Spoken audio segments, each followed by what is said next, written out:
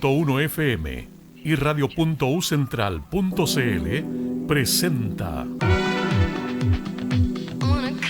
Técnicamente Hablando, una conversación sobre el rol y la importancia de las carreras técnicas en nuestro país.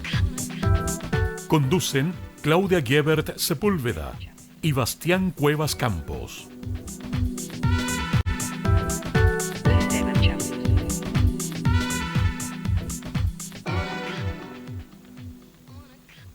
De esto que es Técnicamente Hablando, un saludo a todos y a todas quienes nos escuchan y que van camino a su trabajo, que están trabajando ya, que están en el taco, que están desde donde nos están escuchando, a través de la 107.1 y también a través de radio.ucentral.cl.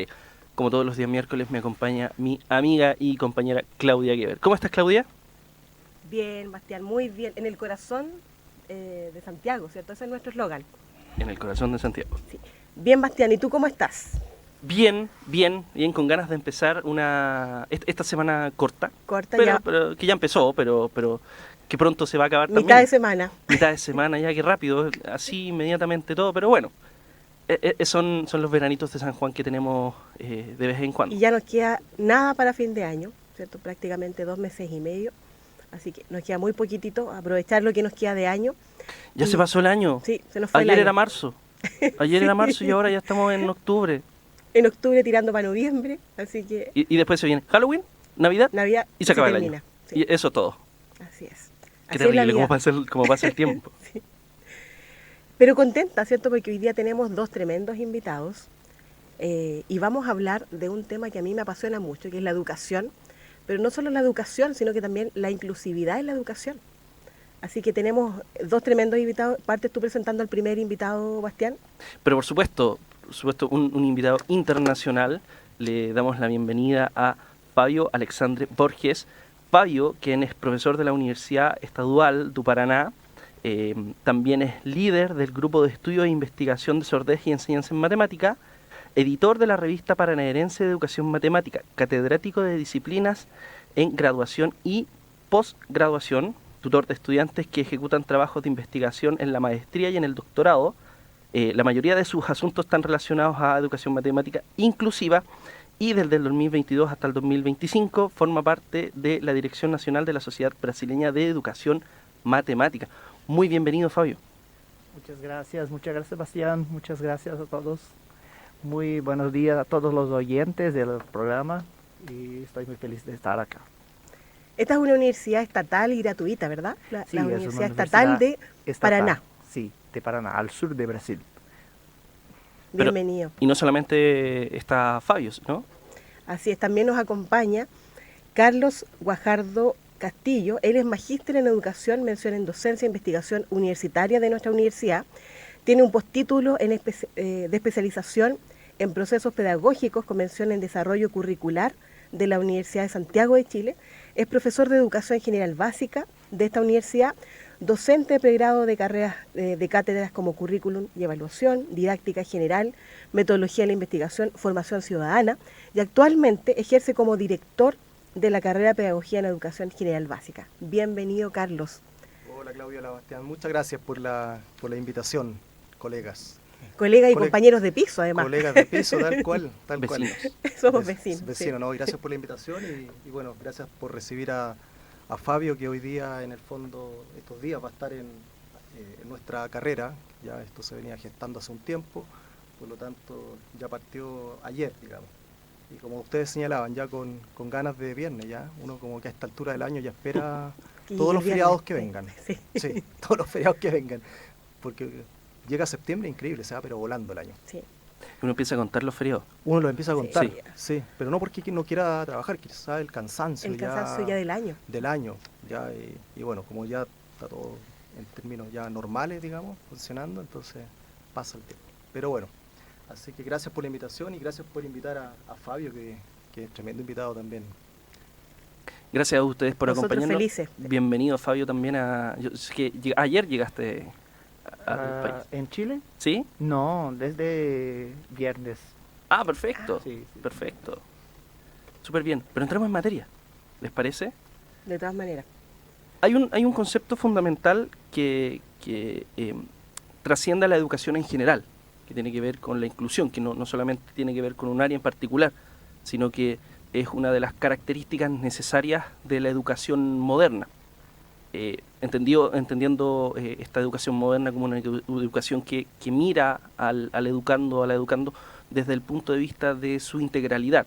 Y desde ese punto de vista entender qué es la inclusividad es sumamente relevante. Desde tu punto de vista, Fabio, ¿qué es la inclusividad? Perfecto. Yo voy a intentar hablar acerca de mi concepto y cómo los entendíamos en Brasil. Desde ya yo pido disculpas por mi español, que no es un español, es un portuñol.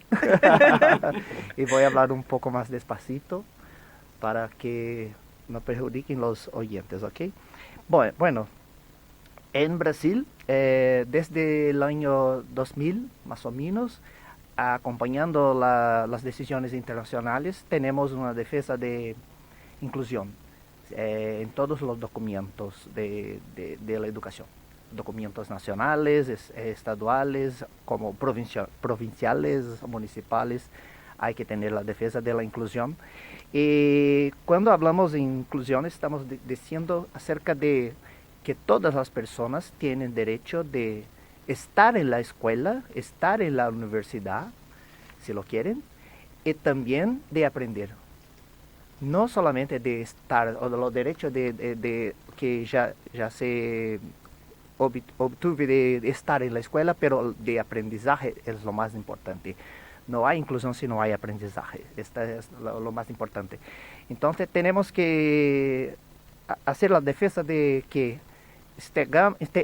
estemos en las escuelas, pero que también tenemos aprendizajes.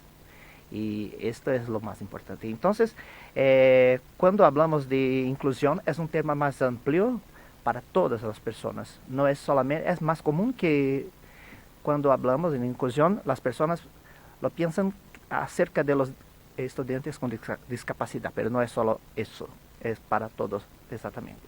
Pero sí, hay algunas personas que tienen más necesidad, más urgente de que cuidemos de su educación, como las personas con discapacidad, pero estamos hablando de todos. Cuando empezamos nuestras investigaciones en Brasil en 2004, especialmente yo, la mayoría de las investigaciones se fuera acerca de personas con discapacidad. Ahora no, ahora tenemos una diversidad de temas, de investigaciones acerca de personas, pueblos originarios, personas negras, población negra, que llamamos de población quilombolas en Brasil, personas con altas habilidades, superdotación, estudiantes hospitalizados también, y personas en desventaja social, sí. Pero eso es inclusión, es muy amplia, pero hay una política nacional en Brasil que directamente relacionada a las personas con discapacidad, con trastornos de aprendizaje y con altas habilidades de superdotación, que llamamos Política Nacional de Educación Especial. Esa sí es específica.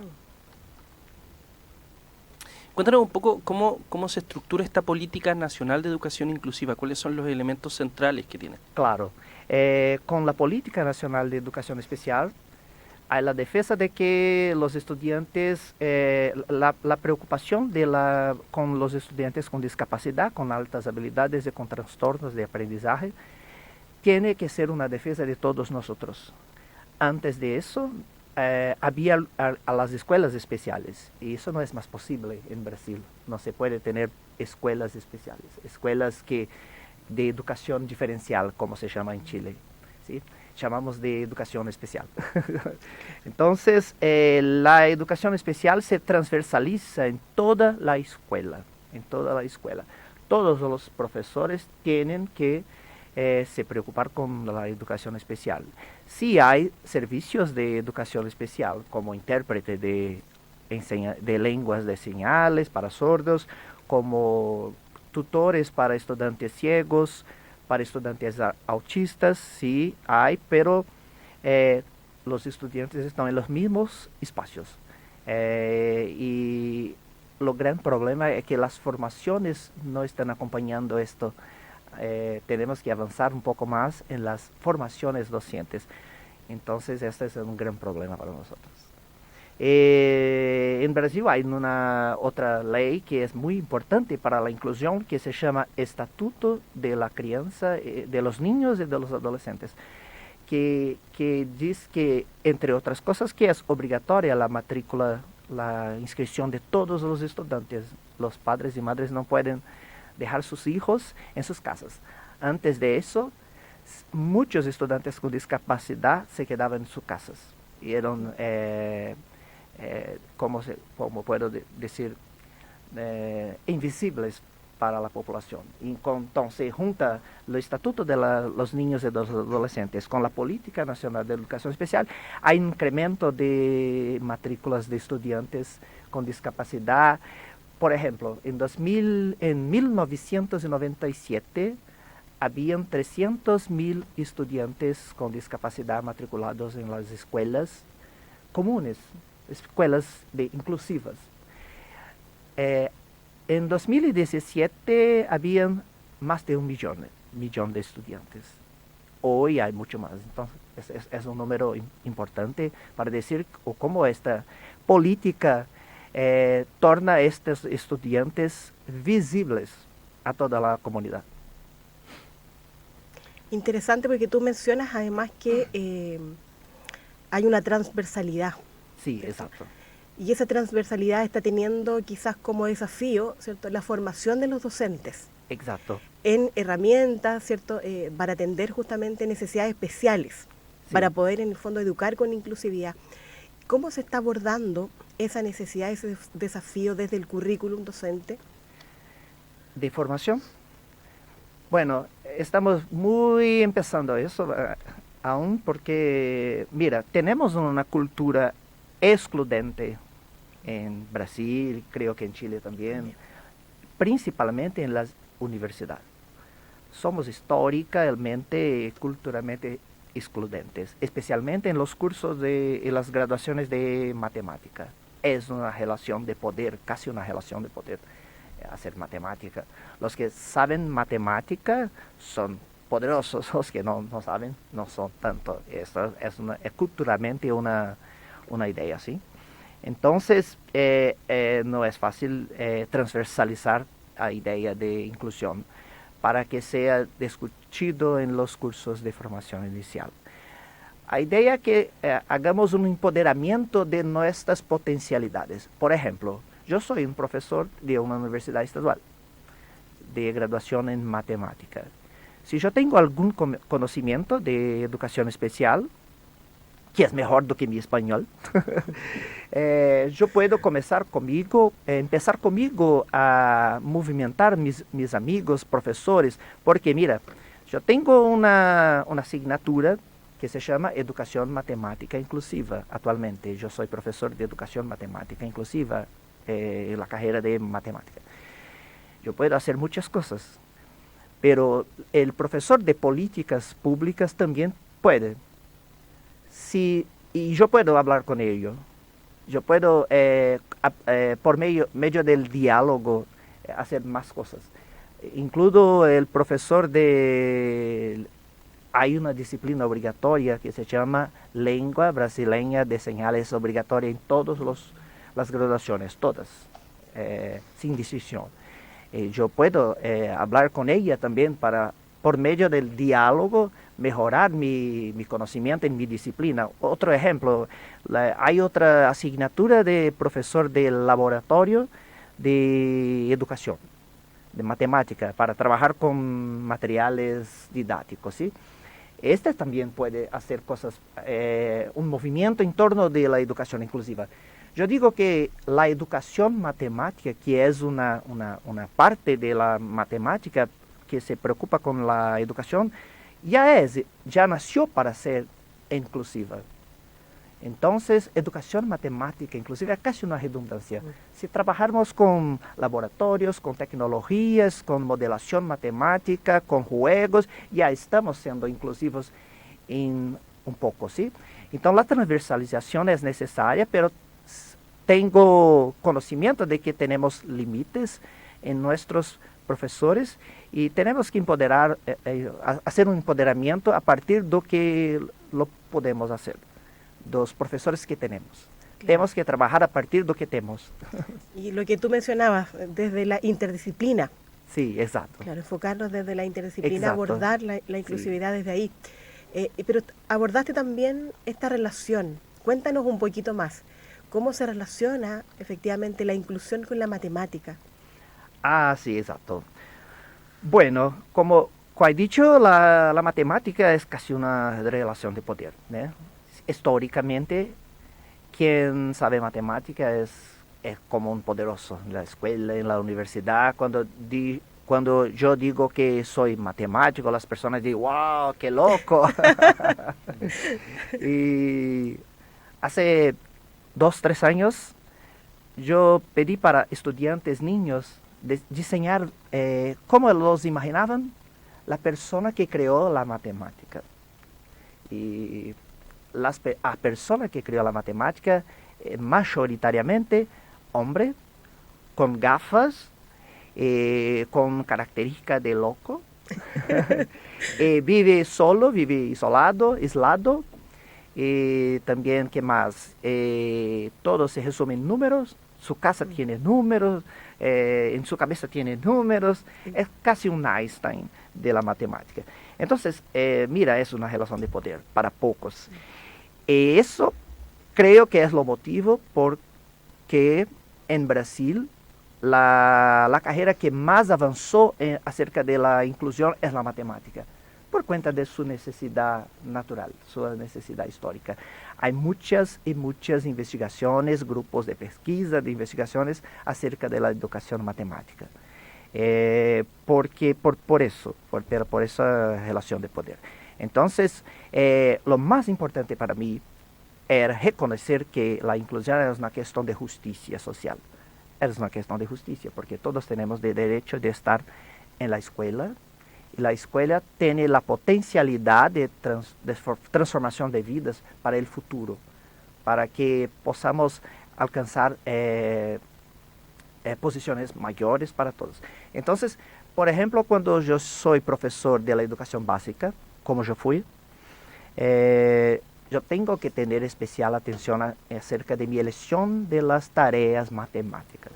Eso es lo más importante, porque de principio yo puedo excluir a alguna persona desde la elección de las tareas.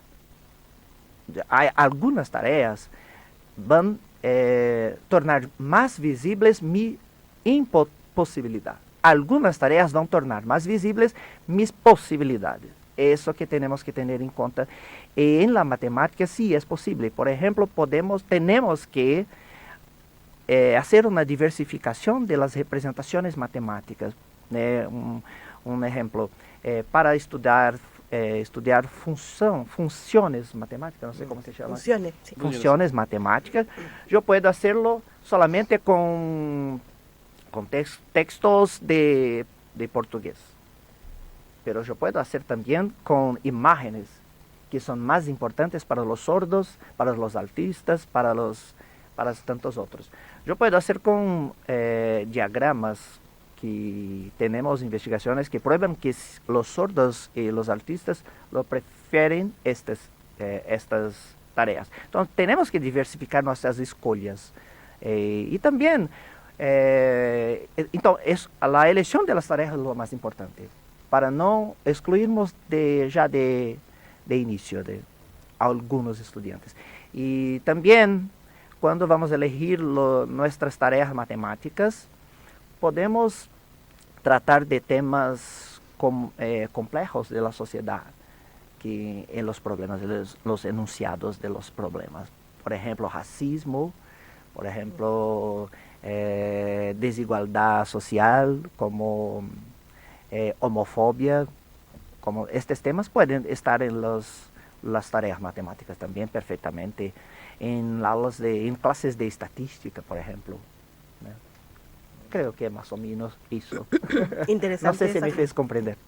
Sí. Súper, sí, sí. De hecho, es interesante esta relación de las estrategias como herramienta para generar inclusión.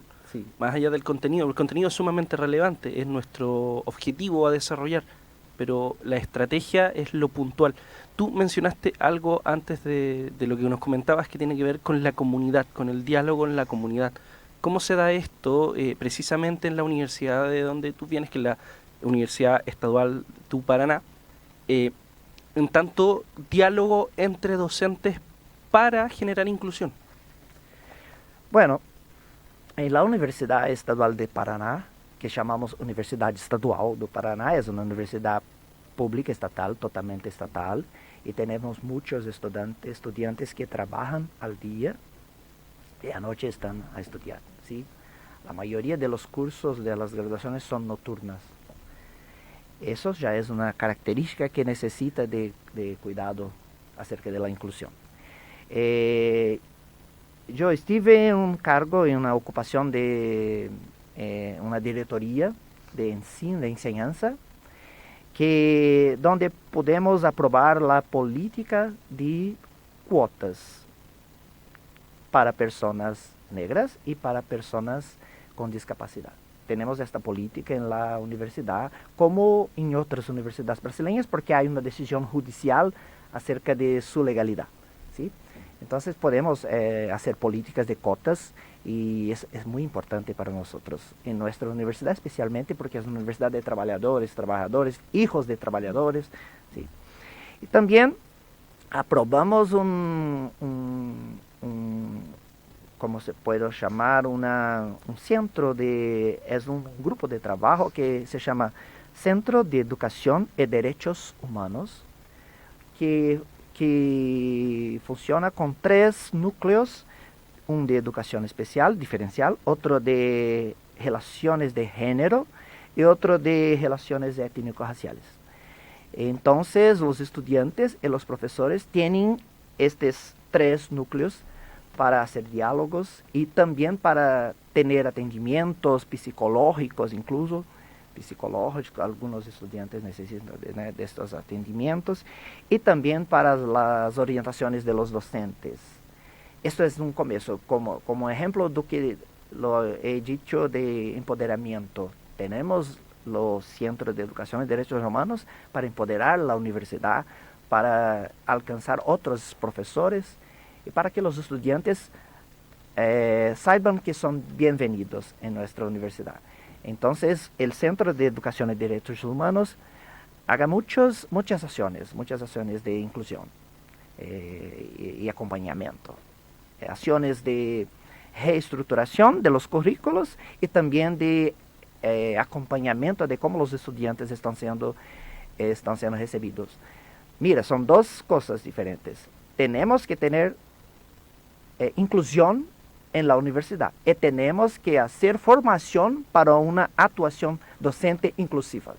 Son 2 cosas muy necesarias y que tenemos que tener en cuenta, que también se tensionan un poco. Una cosa ayuda a otra ayuda a otra cosa. ¿Me comprendieron? Sí. Perfectamente, sin duda. De hecho, está muy interesante todo lo que estamos comentando, pero los invito a que hagamos una pausa, que vayamos a escuchar algo de música, y precisamente lo que vamos a escuchar ahora tiene que ver con la conmemoración de un fallecimiento, pero también tiene que ver con la celebración de la vida de un músico sumamente importante, el estadounidense John Denver. Lo que vamos a escuchar ahora es Take Me Home, Country Road. Técnicamente hablando, una conversación sobre el rol y la importancia de las carreras técnicas en nuestro país. Conducen Claudia Gebert Sepúlveda y Bastián Cuevas Campos. Bien, estamos de vuelta después de ese Take Me Home, Country Road de John Denver, celebrando su vida. Recordemos que estamos conversando sobre inclusión, sobre educación, sobre matemática, con grandes invitados. Estamos con Fabio Alexandre Borges, docente, profesor de la Universidad Estadual du Paraná, y también con Carlos Guajardo Castillo, quien es director de carrera de Educación General Básica.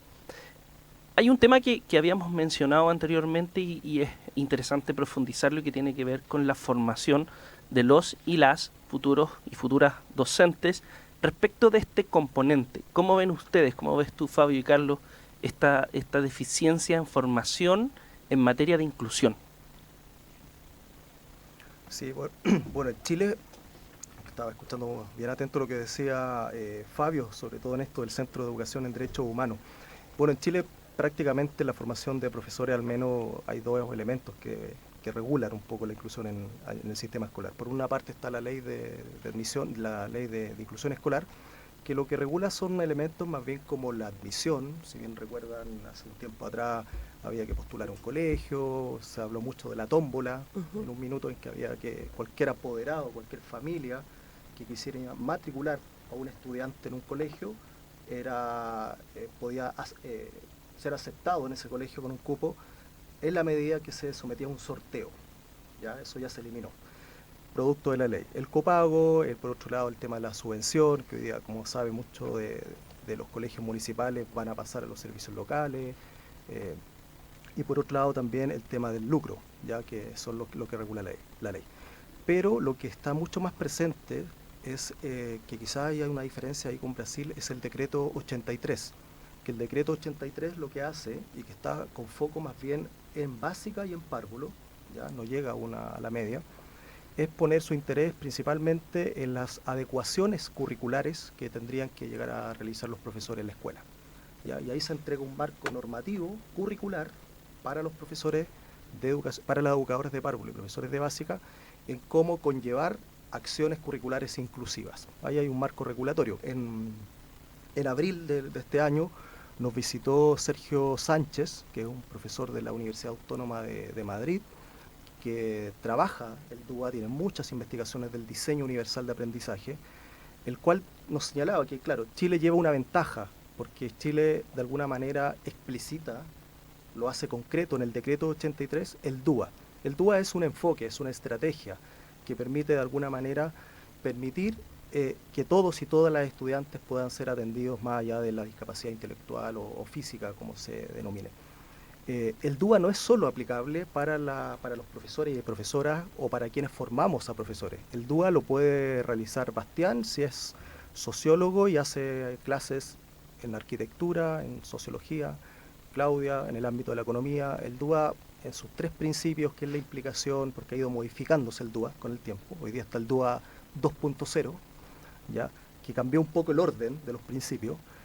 Y tiene tres principios fundamentales. El primero, que está relacionado con la implicación, la motivación, que es lo que se denomina mucho como el engagement al principio, cómo motivo al estudiante desde distintas formas para que se interese por esa clase. La representación es el segundo principio, qué formas, ¿ya?, de acciones, qué tipo de objetos, qué opciones le entrego a los estudiantes para que todos y todas de alguna manera puedan estar interesados en mi clase. Van a haber estudiantes probablemente sordos, que son más visuales, que son más concretos, otros que son más abstractos.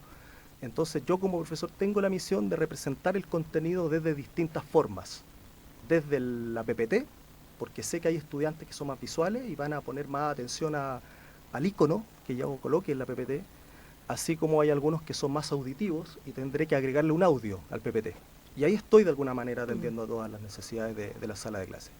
Y el último principio, que está más vinculado con la acción y la expresión, que tiene justamente el vínculo de presentar distintos métodos, distintas estrategias, ¿ya? De ahí que lo que señalaba justamente Fabio, bueno, primero, la formación inicial docente, al menos en la Universidad Central, en la carrera donde yo trabajo, y en la facultad en general de la U Central, todos los planes de estudio están muy bien regulados con asignaturas de inclusión. Incluso las competencias que declaran nuestros perfiles de egreso están clarificadas también.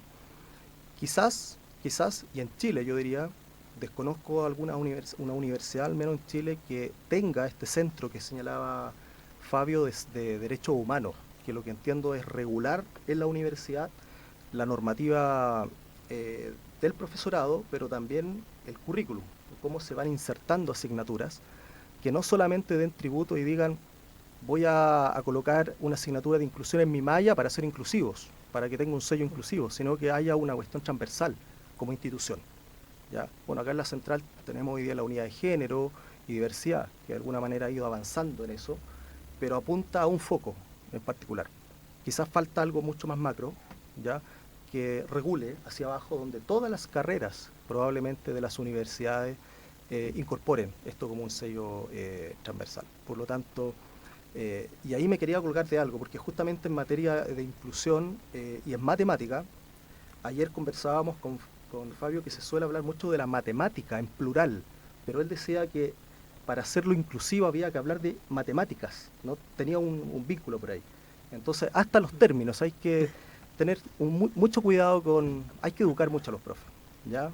Quizás los colegios tienen un poquito en el ADN el decreto 83, lo materializan, poco a poco se ha ido instalando el DUA, pero creo que en las universidades, curiosamente, que es donde se forman a los profesores o a otros profesionales, falta mucho que regular, ¿ya? Quizás la formación de pedagogos sí, pero ¿qué pasa con arquitectura, con ingeniería, con enfermería, psicología, ingeniería comercial u otras carreras que en el fondo también necesitan? Se van a enfrentar a un mundo globalizado y un mundo inclusivo, ¿ya? Donde no tiene que ver solo, como decía Fabio, con la discapacidad física, sino que también con la discapacidad intelectual, ¿ya?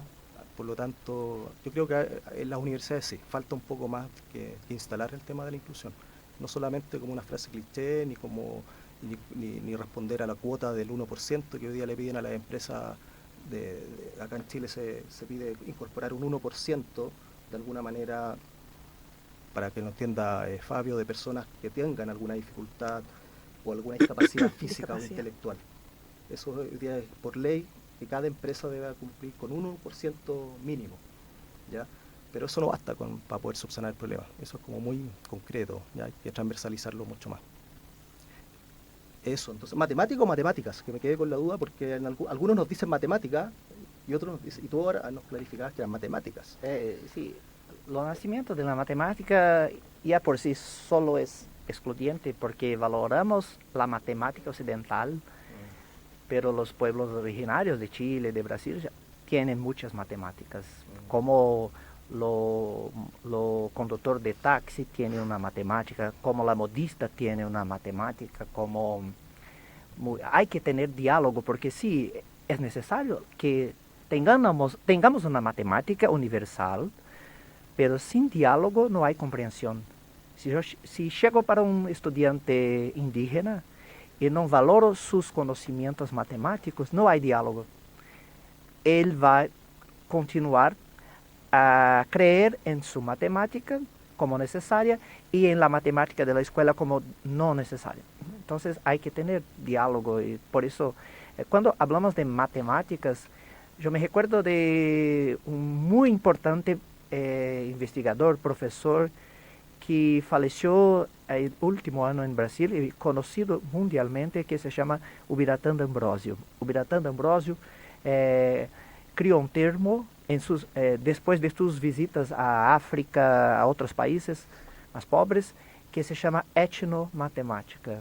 A etnomatemática es muy conocida mundialmente y Ubiratã D'Ambrosio es muy respetado mundialmente por cuenta de eso, por respetar las diferentes matemáticas. Y sí, saber que tenemos una matemática universal y su necesidad, pero hay que tener diálogos y respeto con las diferentes matemáticas. Sin diálogo no hay comprensión. Es más o menos eso. Sí. Tiene que ver con una forma de entender amplia el concepto de inclusión, en el sentido no solamente de incluir, sino que también de profundizar y analizar cuáles son los distintos componentes que están en este proceso de aprendizaje. No solamente cómo enseñamos, sino que también lo que enseñamos. Exacto. Desde ese punto de vista, que es sumamente importante. Yo creo, y ahí incorporo este elemento a la discusión, que si bien, y me tomo de lo que decía Carlos, hay una deficiencia, sobre todo en la formación universitaria, de implementación de estos elementos, porque y no es algo nuevo que estemos hablando, o sea, la declaración de Salamanca, que tiene que ver con orientaciones y principios que están asociadas a la necesidad educativa especial. Hace 30 años, o sea, es del 94, y todavía no hemos avanzado en ese proceso. En Chile todavía estamos en un proceso donde el decreto 83, que salió el 2015, todavía está mirando la educación de párvulo, es decir, preescolar, y la básica. no hemos saltado a la educación media. Falta profundizar porque existirá quizás, lo planteo como pregunta, una visión muy segmentada del concepto de inclusión. Lo tomo desde el punto de vista de lo que tú mencionabas, esta visión de la etnomatemática como una necesidad de pensar a la inclusión como un elemento un poco más grande que el simple hecho de integrar a todos en un proceso de aprendizaje. Disculpa, ¿puedes? Sí, no te preocupes. Muy largo la introducción de la pregunta. Pero la pregunta es, ¿tendrá que ver quizás que sea necesario repensar el concepto de inclusión, no solamente como la idea de integrar o generar un espacio inclusivo, valga la redundancia, donde entren todos y generemos espacio de aprendizaje para todos, sino que más bien será necesario repensar el concepto de inclusión desde el punto de vista de cómo nosotros miramos o entendemos el mundo? No sé, voy a intentar responder. Creo que es necesario repensar los conceptos de escuela y de sociedad, porque ¿qué sociedades soñamos? ¿Para quién? ¿Y por qué? Entonces, esto es lo más necesario. La escuela es muy engessada, con sus currículos es muy engessado, y eso, por eso solamente ya tenemos idea. Las evaluaciones son excluyentes. Tenemos que repensar los conceptos de escuela. ¿Para quién es esta escuela? Hay un otro pesquisador, investigador que es dinamarqués, que se llama Olis Kovismos, que vive en Brasil ya hace muchos años, que lo ha dicho que la inclusión tiene que ser cuestionada y cuestionar la escuela como un todo. Y cuando hablamos de inclusión, según Olis Kovismos, estamos hablando de un encuentro de diferencias. Es un encuentro de diferencias que no se puede tener en cuenta que algunos son más como si hay muchas barreras en la escuela. La escuela propone barreras para algunos estudiantes y de este encuentro él es un poco desigual. Entonces tenemos que repensar la escuela para que estas barreras no existan más. Entonces yo creo que a inclusión viene para mejorar la sociedad como un todo. Entonces el concepto de derechos humanos, el concepto de educación, el concepto de escuela que tiene que cambiar para mí. Y esto va a llevar mucho tiempo, sí, claro, pero estamos avanzando. Ya tenemos avanços, muchos avanços. Yo conozco sordos que son profesores universitarios, conozco sordos que son psicólogos, abogados, cadeirantes, silla de ruedas, ¿sí? De ruedas. Sí, con muchos cargos. Esto para mí es un señal de que estamos avanzando, pero necesitamos mucho más. Y la mayor contribución de la inclusión es acerca, sí, de repensarmos nuestra sociedad, nuestra escuela y especialmente nuestras universidades. Creo que las escuelas están más avanzadas en Brasil do que las universidades. Tenemos que aprender mucho con las escuelas y no al contrario. Siempre culturalmente la universidad que llega va a decir lo que tenemos que hacer en la escuela. No, tenemos que aprender con las escuelas porque están más avanzadas. La proporción de ocupación de vagas por estudiantes con discapacidad en la escuela es mucho mejor. Ahora es la vez de avanzarmos en las universidades también. No sé si... Sí, de hecho me queda súper... Quiero resaltar esta idea de que hay que repensar la sociedad, la escuela y el concepto de... Y es muy necesario una constitución nacional. Estoy mencionando la constitución brasileña de 1988, después de la dictadura brasileña, que se quedó en 1985. Después de 3 años, teníamos una constitución que se llama Constitución, llamamos cariñosamente de Constitución Ciudadana. En la constitución ya tenemos las bases para una escuela inclusiva. Claro que no es del día para la noche que vamos a tener una sociedad inclusiva, pero en la Constitución está la base para todo eso. Ese es Si un no tremendo tenemos una punto. Constitución que de base para eso, no es posible. Sí, eso es súper interesante lo que tú mencionas porque, claro, parte desde ahí. Ustedes mencionaban repensar la escuela, repensar la universidad, incorporar la transversalidad, ¿cierto? Y la inclusión. Pero eso viene también de la mano de un cambio cultural de la sociedad. Y ese cambio cultural de la sociedad, ¿cierto? Tiene un tiempo. Tiene un tiempo, pero tiene que tener las bases necesarias desde la Constitución, tal como Exacto. tú mencionas. Tal cual. Así Siempre que hay decimos- mucho que avanzar en eso. Disculpa. Siempre decimos que las leyes vienen primero y las acciones después, pero si no hay ley, nunca va a haber acción, no creo que vaya. Tenemos que tener leyes primero siempre. De todas maneras, porque eso va a marcar también el ánimo de que se vaya integrando también en la Claro. cultura. Claro. Claro. Fíjate, Claudia, que con ese tema, bueno, con María Victoria Peralta, que es Premio Nacional de Educación, que trabaja en nuestra universidad y facultad, somos siempre un poco pregoneros de instalar, digamos, primero esta visión de mundo, de la realidad, ya en todo proyecto educativo, en todo plan estratégico, sobre dónde nos vamos a parar, cuál es el paradigma sobre el cual nos vamos a comenzar a sustentar. Si estamos de alguna manera hoy día en una sociedad que es compleja, bueno, ¿desde dónde vamos a mirar? ¿Cuáles van a ser los lentes que vamos a ver esa sociedad? Curiosamente, a veces la escuela, claro, está trabajando en un siglo XXI, pero sigue frenada en un siglo XVIII la enseñanza, lamentablemente. La escuela sigue, lamentablemente, en muchos casos, no en todos, segmentando, ¿ya? Vemos a los niños en la escuela, el cuaderno rojo es de matemática, el cuaderno verde es de ciencias naturales, el cuaderno azul es de lenguaje, todo separado, todo fragmentado, cuando la vida no funciona así. Entonces, bueno, hay una sobrecarga curricular en Chile, uno de los países mundialmente que tiene más horas de clases en el sistema escolar chileno, que eso también lamentablemente impide. Ahí podemos hablar en otro programa sobre la reforma educacional tenía otros propósitos, pero ¿qué hacemos en la tarde? Volvemos a saturar con más horas de clase. Ya no nos formamos para la vida, seguimos formando con disciplina, disciplina más disciplina más disciplina. Matemática, lenguaje, ciencias naturales, ¿ya? Pero hay que cambiar la visión de sociedad. O sea, la sociedad hace rato que es compleja, hace rato que es dinámica, pero la escuela a veces sigue frenada todavía en un paradigma muy técnico, muy positivista. Faltan estas intenciones que ustedes señalaban, falta más trabajo interdisciplinario, incluso transdisciplinario, ¿ya? Pero queda mucho por hacer. O sea, en Brasil señalaba Fabio que en la Constitución de alguna manera se enmarca eso. Quizá acá también, a veces caemos en la cuestión muy burocrática en la redacción de una Constitución poco clara para el ciudadano común y corriente, para entenderla, pero no veo una argumentación desde el principio 1, desde la introducción de esa Constitución. Chile en adelante se va a comenzar a parar y va a comenzar a comprender la sociedad desde una perspectiva compleja. ¿Qué significa esto? Esto y esto. Y ahí en adelante debiese por lógica que todas las instituciones públicas y privadas de nuestro país digan, esta es la mirada de país. Pero es complejo, como se señala también.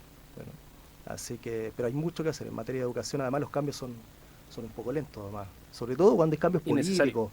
Son necesarios y aunque suene cliché, la educación efectivamente es formar para la vida al ser humano. No solo es formar en las asignaturas disciplinarias, se forma para la vida. Pero lamentablemente hoy día es el pariente pobre en nuestro país. Y esta vida que cambia, que tiene nuevos desafíos. Exacto. Y es más necesario que nunca incorporar nuevas herramientas para los estudiantes. Lo que decía Fabio, repensar las matemáticas, ¿no? Hoy día un estudiante, un niño que va al supermercado todos los domingos con sus papás o el sábado, se enfrenta a las matemáticas, pero desde un contexto de un supermercado, no desde la fórmula que le enseñé a resolver un problema. Entonces, cuando yo le presento unas matemáticas distintas, se pierde el temor por las matemáticas. En Chile suele ocurrir mucho, que hay temor, hay miedo por las matemáticas. No quiero estudiar matemáticas. Nos faltan muchos profes de matemáticas en Chile. Sí, como en Brasil. Por lo mismo, porque hay un temor a que aprender matemáticas siempre fue una tortura en la escuela. Pero bueno, hay harto que hacer, pero es sistémico, no es que solo la educación, tiene que venir un paraguas desde arriba. Desde arriba, sí. Hay una distancia también de la realidad con el aprendizaje, en el sentido de que muchas veces el discurso es ¿para qué me va a servir esto? Así es. Y ahí no se entiende la matemática, que es muy distinto de la lógica de la etnomatemática. Así es. Sí, que está integrada en la vida. Tal cual. los estudiantes saben para qué las matemáticas, no saben para qué la matemática universal, pero es necesario también. Y como cualquier otra asignatura, Claro. hay un poco el concepto que siempre le decimos a los estudiantes, usted va a formar para la vida, no solo para formar a niños y a niñas o a estudiantes de enseñanza media, porque en el fondo, como decía Bastián, a veces el currículum se suele descontextualizar. Tenemos miedo a modificar algo del currículum. Justamente el ministerio lo que hace es presentarnos las orientaciones, los contenidos mínimos, que hoy día se llaman objetivos de aprendizaje. Pero usted como profesor, como responsable, sea donde sea en el marco universitario, escolar, es el responsable de manipular ese currículum, es responsable de contextualizarlo, porque cada realidad es distinta, así como en Brasil, de alguna manera atienden a esa diversidad que es totalmente distinta de cómo las matemáticas atienden al contexto de donde yo provengo, que la costurera lo va a entender de esta forma, porque sí ha hecho matemáticas durante toda su vida, o el minero también está constantemente trabajando en matemática, pero acá, claro, tendemos mucho a universalizarlo, más bien. Y eso caemos en la segmentación y poco ánimo de interdisciplina. Hay como temor a veces, temor a veces que la sala de clases se va a desordenar por el hecho de que voy a hacer trabajos en equipo, en grupo. Yo que quiero como profe mantener el control, el silencio, porque eso es válido. Cuando lo que decía Fabio, lo importante es el diálogo y el diálogo. Es la única forma de que podamos pensar de manera distinta. Ahí es cuando uno se cuestiona lo que está pasando en Chile hoy en día, en América Latina en general. Falta de argumentación, falta de espíritu crítico. Las decisiones quizás serían muy distintas cuando pensáramos de manera distinta. Es que son también los paradigmas de nuestra enseñanza. Exactamente. También nos enseñaron así, el silencio, escuchar, poco diálogo, sino que quedarse más bien en silencio para escuchar al profesor. Exacto. Entonces, y ese paradigma nos sigue. Que nos den Cuesta todo hecho, que nos den exacto, todo hecho, también. ojalá. Que nos den todo hecho. Y acatar las normas. Y acatar las normas, tal cual. Yo no quiero verlos salir de aquí con una idea equivocada de Brasil, porque no es nada perfecto. Entonces, es una idea de que a etnomatemática sea una posibilidad. O no es una realidad en la mayoría de las escuelas, no es una realidad, es una idea, una defensa. Y que es algo que, sin duda, yo creo que los dos países tienen que seguir pensando, tienen que seguir desarrollando. Carlos lo decía, quizás el problema de la toma de decisión tiene que ver la forma en que nosotros miramos el mundo también. Y eso desde la educación es sumamente relevante, como muchas veces ocurre que nos segmentamos y nos sesgamos por el currículum y por los objetivos de aprendizaje que tenemos que desarrollar y nos quedamos en eso. Y que puede tener mucha justificación, falta de tiempo de los profesores, falta de docentes que estén a cargo del proceso de enseñanza, aprendizaje, con una intención donde el estudiante quizás juega un rol más pasivo y porque el docente o la docente está colapsado. También ahí hay un tema bien interesante a profundizar. Pero como siempre se nos hace corto el tiempo. Quiero sí destacar que también Fabio está a cargo de la revista paranense de Educación Matemática. Exacto, y también de la revista Educación Matemática en Revista, de la Sociedad Brasileña de Educación Matemática. Son dos, mucho trabajo. Sin duda, sin duda. Y quizás va a quedar con más trabajo acá con estas reuniones de la articulación que pueda haber con la Universidad Central. Así que también queremos dar la bienvenida, Fabio. Yo sé que ya llevas tiempo acá, unos días acá en el país, pero la bienvenida a la universidad y qué bueno que podamos compartir estas experiencias, qué buena esta articulación, destacar también el espacio de articulación que está haciendo la carrera de Educación General Básica con la Universidad Estadual de Paraná, que es sumamente importante y siempre fortalecedora respecto de los aprendizajes y de cómo miramos el proceso de enseñanza hacia nuestros estudiantes. Enriquece, de todas maneras enriquece tener esta visión distinta respecto a la educación y de todas maneras eso también es un trabajo mutuo. Felicitaciones igual, Carlos. No, gracias a Fabio que tuvo la voluntad de venir y bueno, ayer justamente estuvimos con el área de Relaciones Internacionales de la UCEN para ojalá podamos materializar el convenio marco, digamos, con la Universidad Estadual, digamos, de Paraná, y en adelante ahí se podrían abrir, digamos, otras oportunidades también, no solo para educación, para otras carreras también de la universidad. Buenísimo. Muchas gracias, Fabio, por acompañarnos. Muchas gracias, Carlos, también por estar con nosotros el día de hoy. ¿Nos vamos con música, Claudia? Sí, nos vamos con música y justamente en honor a ti, Fabio,